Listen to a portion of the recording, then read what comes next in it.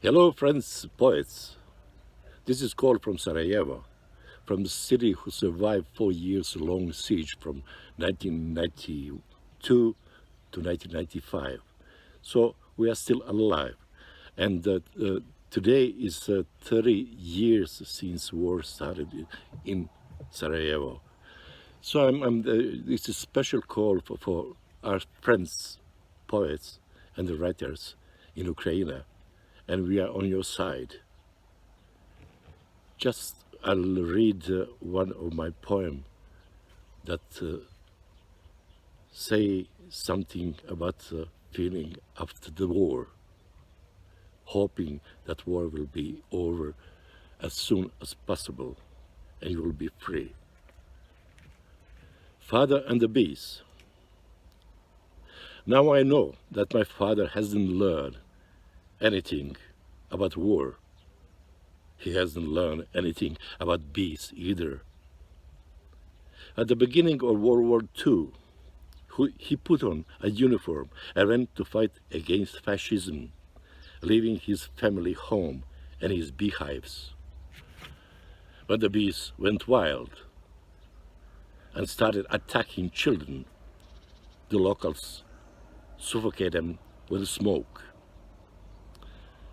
After 2 years of the new war, he went to the old family house and started raising bees again. He stopped reading newspapers.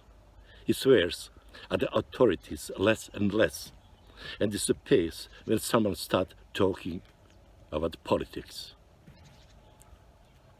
He sent me a jar of honey. I haven't opened it yet. I've heard that some 10 kilometers from the old family house, 4,000 people were killed and buried. I've heard that the stench of rotting corpses buried at the soccer field overpowers the smell of linden. They say that nobody can sleep at night from the detonation of the empty stomachs of the dead that explode in the summer heat. My father doesn't know that. He only raises bees and sends jars of honey. I skimmed through the encyclopedia to find out how far bees fly and do they run away from stench. Then I start crying. And I can't explain to my children why I forbid them to open the jar of honey that my father sent them. The warrior and the beekeeper who has never learned anything about the war or about the bees.